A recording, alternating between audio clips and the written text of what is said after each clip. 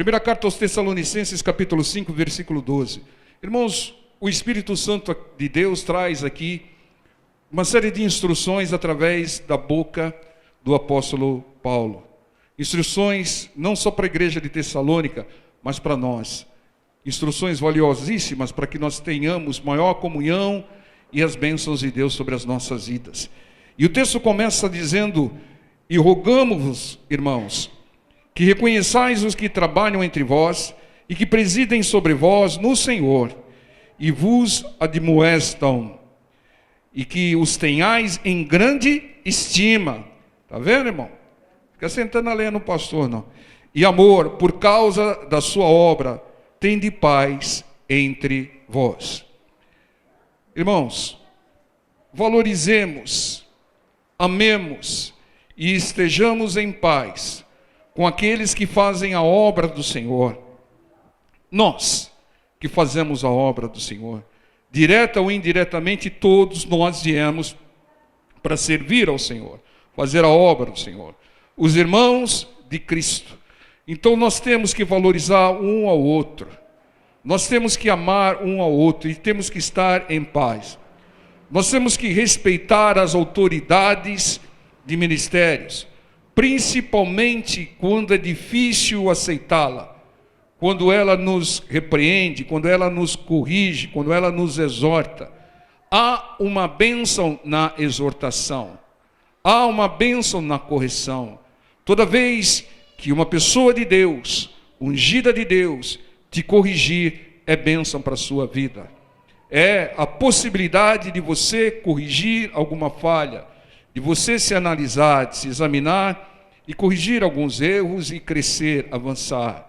Então não se revolte com uma exortação, com uma correção, ela é para o seu bem. Você aprende muito mais com exortação do que com o elogio. O elogio, muitas vezes, ele vem, é bom, é salutar, mas ele traz um certo comodismo. Mas quando alguém te exorta, você vai procurar melhorar. Respeite as autoridades de ministérios. E nós, que servimos o Senhor, se nós não estivermos em paz um com o outro, se nós não estivermos amando um ao outro, se nós não estivermos valorizando um ao outro, se nós não estivermos organizados com paz e harmonia, como pregaremos aos de fora? Que exemplo daremos? Se há, vamos dizer, animosidade entre os irmãos, se há fofoca entre os irmãos, se há narizinho virado para um lado para o outro, como é que vai evangelizar alguém de fora? Que exemplo é que vai dar? Venha ouvir a palavra, venha ser transformado por Deus. E a pessoa fala: ser transformado como você está? Nós devemos mostrar os frutos do Espírito Santo em nós, para que as pessoas se aproximem mais de Deus. Como desejar e agir para a conversão de outros, se a nossa conduta não demonstra que nós estamos convertidos? Como? Quantas pessoas a gente tem ouvido: eu tenho feito campanha para o meu filho se converter, para minha filha se converter, para minha família se converter. Dá vontade de dizer: irmã, faça uma campanha para você se converter. Porque quando você se converter, a sua família vai ver a diferença que há entre aquele que serve e aquele que não serve, aquele que obedece e aquele que não obedece ao Senhor, e vai se aproximar mais de Deus. Então, será que nós, que estamos querendo tanto que as pessoas se convertam, será que nós estamos convertidos? Será que nós estamos reagindo nas adversidades como Deus quer que nós reajamos? Ou a gente reage na nossa carne, na nossa vontade? Mas é um cúmulo, irmão. Eu ouço, às vezes, mas eu me remoo por dentro quando eu vejo uma pessoa que se diz convertida falar: eu não perdoo ele. Está convertido coisa nenhuma. Uma das marcas do cristão é o perdão. Perdão é sabedoria, é sinal de inteligência, é fruto do Espírito em nós. Porque a pessoa mais abençoada quando perdoa é aquela que está perdoando. E a pessoa não entendeu isso. Não entendeu o Espírito de Cristo. Não entendeu o que o Senhor Jesus fez na cruz. Eles não sabem o que fazem. Eles estão dominados e manipulados por demônios. Eles precisam se libertar, por isso eu os perdoo. Seja o que eles fizeram, não importa. Irmão, será que nós estamos evangelizando?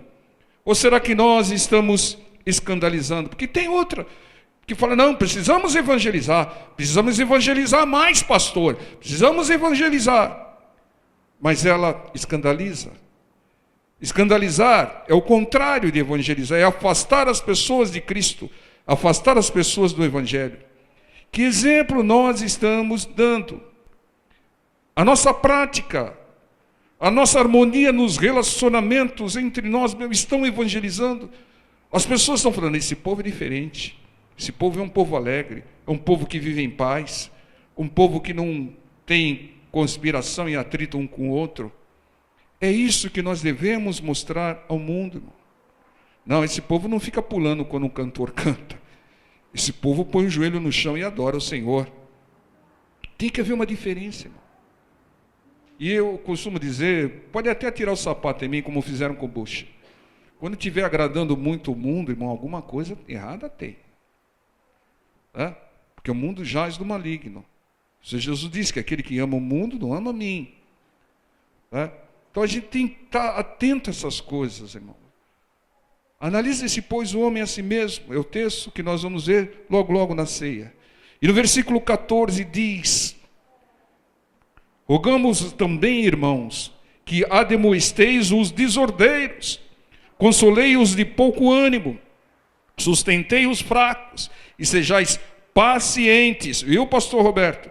Com todos. Não sejamos omissos, é o que está dizendo aqui. Nós devemos repreender os que quebram a ordem, os desordeiros, que quebram o respeito. Irmão, muitas vezes uma pessoa faz vista grossa. Como é que a pessoa vai melhorar? Como é que a situação vai melhorar se alguém não for repreendido, não for, irmão, não faz isso, não faça assim. Com medo de desagradar, a pessoa não adverte, não informa, não exorta. Irmão, consolar e animar os desanimados, nós temos que fazer. Nós não devemos lamentar com eles. Chega uma pessoa lamentando, que não tem entendimento, né? Porque que não tem entendimento chega, ó vida, ó azar, me aconteceu isso, está acontecendo aquilo, eu não aguento mais. Tá? Aí a pessoa que é cristã faz coro com ela, é isso mesmo, irmão, esse mundo está assim. Não, irmão, tem que consolar e animar. Não, Deus é contigo, irmão. Deus vai reverter essa situação. Confia no Senhor. Tudo é possível aquele que crê. Tudo isso vai cooperar para o bem. Devemos dar suporte aos fracos, é o que diz o texto. E a pessoa chega enfraquecida, e lá vem bordoada em cima dela. Vem exortação, tem hora certa, irmão. Quando a pessoa está fraca, irmão, você tem que ter paciência. Você tem que dar suporte aos fracos, né? Ter paciência com todos, porque a impaciência é um mal, só traz perda. Tudo que você faz com impaciência, acelerado, apressado, vai ter problemas, irmão. Porque o diabo quer que você se precipite. O diabo quer que você faça as coisas sem pensar. O diabo quer que você faça tudo sem consultar a Deus, sem consultar a palavra. Porque a chance de dar errado é enorme quando você faz isso. Então analise. Tenha paciência, né, do Senhor com todos. Mas tem a situação de dar um basta também. O Senhor Jesus deu um basta numa figueira lá que não dava fruto. Deu um basta para o Judas, vai, faz o que você pretendeu fazer. Mas tudo tem o seu tempo certo, a hora certa. No versículo 15 diz, vede que ninguém dê a outro mal por mal, mas segui sempre o bem, tanto uns para com os outros, como para com todos. Todos, irmão. Os de dentro e os de fora. Irmão, um convertido só faz o bem. E fazer o bem, muitas vezes não é agradar pessoas, não, irmão. Fazer o bem é agradar a Deus. Quem não avisa, quem não alerta a pessoa, eu não quero ser antipático como aquele pastor, então eu não vou falar isso, né? Eu não, a pessoa às vezes ela não quer ser antipática, ela não quer desagradar ninguém e ela acaba sendo omissa. Ela não corrige alguém que precisa ser avisado às vezes, avisado. Às vezes com receio de perder a ovelha, não corrige. E aí a ovelha fica 5, 10, 15, 20 anos dentro da igreja e não muda. Porque com medo de perder a ovelha, o pastor não falou, irmão, você precisa mudar aqui, irmão. Você precisa parar de fazer isso, irmão. Tenho notado isso e aquilo. Não que você vai julgar, você vai conversar com ela. Fala, analisa, irmão, vê se você fez isso certo. Né? A omissão, irmão, tem sido um grande mal. Né? O Senhor Jesus, ele estava pregando para centenas de pessoas. Mas ele não teve receio algum de dispersar ovelhas. Trouxe uma mensagem dura, mas abençoadora. Saiu todo mundo. Aí ficaram os discípulos, os 12, e o Senhor ainda falou, se vocês quiserem, vocês vão também. Mas eu não vou me furtar de trazer a direção de Deus, só para, de certa maneira, correr o risco de desagradar alguém, e fazer com que a pessoa saia da presença de Deus. Isso é ser omisso, isso é ser político, irmão. E nós temos que pregar aquilo que é vontade de Deus. Aquilo que o Espírito Santo de Deus faz. É como disse o Eli. O Samuel era jovem ainda, e Deus falou com Samuel.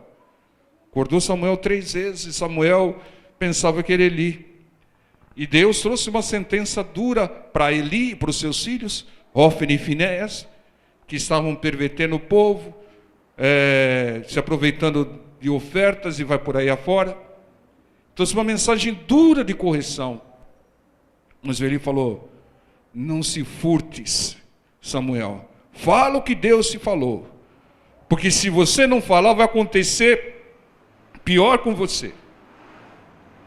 Quando Deus traz a mensagem, e o atalaia, o mensageiro, o pastor, não fala com medo de desagradar o povo, irmão, ele passa a ser responsável pelas consequências daquelas pessoas que permanecerem no erro. É o que diz Ezequiel. Entendam a responsabilidade. Irmãos, aqui eu tenho que ser aqui simplesmente um instrumento. Como eu costumo dizer, um alto-falante. O pastor prega, mas quem fala ao seu coração é Deus. A mensagem é de Deus. O pastor não tem o direito de amenizar a mensagem para não criar animosidade ou com qualquer outro tipo de interesse. Tem que falar aquilo que está escrito, está escrito, está escrito, e que Deus ordenou que fosse falado. Só assim as pessoas vão analisar e vão crescer, vão se converter. Versículo 16. Regozijai-vos sempre. O que significa isso? Alegrai-vos sempre. Mais uma recomendação do Espírito Santo. Você está vivo, irmão? Então alegre-se. Alegre-se porque você está vivo. Alegre-se porque você tem a vida. Você tem o caminho, a verdade e a vida. Você tem Jesus. Você tem a palavra. Você tem a garantia, a certeza, se não se desviar, da salvação.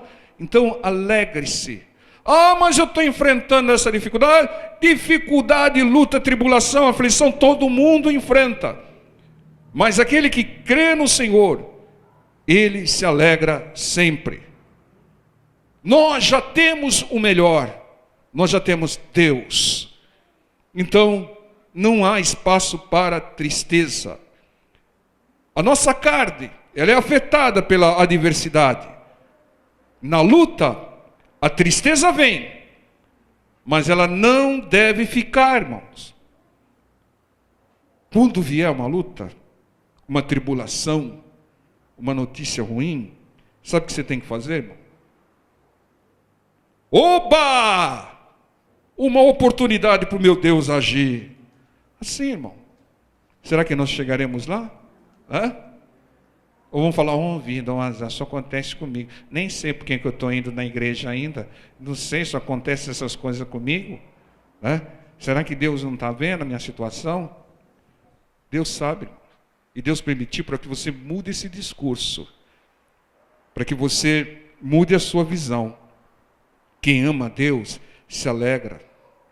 Porque ele sabe que tudo vai cooperar para o bem. Que Deus começou uma boa obra e está aperfeiçoando essa obra na vida dele. Que essa leve e momentânea tribulação vai produzir um eterno peso de glória. Que o Salmo 30, versículo 5 diz que o choro pode durar uma noite. Só temos no máximo o direito de chorar uma noite. Porque a alegria virá. Porque o nosso Deus nunca tarda. Então seja sábio, irmãos. A tristeza não ajuda ninguém. Tristeza ajuda alguém, irmão? Senão a gente ia fazer, se ajudasse, a gente ia fazer o culto da tristeza. Vamos fazer a campanha da tristeza. Todo mundo ouvindo. A tristeza não ajuda ninguém, irmão. Então seja sábio. Alegria sim. Deus, Ele está atento, irmãos. Ele está no controle da nossa vida. Ele esquadrinha o nosso coração. Ele sabe, Ele analisa todas as nossas reações. Ele só está esperando você reagir da maneira certa para apertar o botão e liberar sua bênção. Irmão, tristeza é do diabo.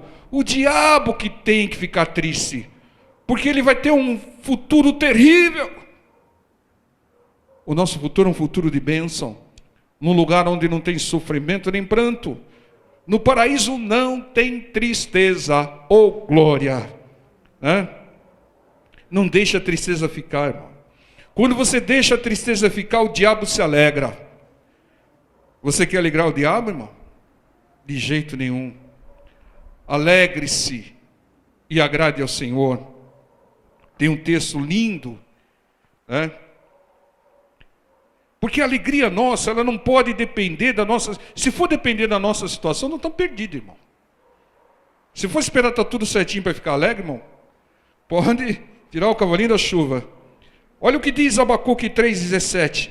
Porquanto ainda que a figueira não floresça, nem haja fruto na vide, o produto da oliveira minta, os campos não produzam mantimento, as ovelhas da malhada sejam arrebatadas, e nos currais não haja vacas. Ô deserto, ô tribulação, né? Todavia, eu me alegrarei no Senhor, e exultarei no Deus da minha salvação. Pode acontecer, o mundo pode acabar no dia 21, que nós vamos nos alegrar. Amém? Glória a Deus. Posso ouvir um glória a Deus aí?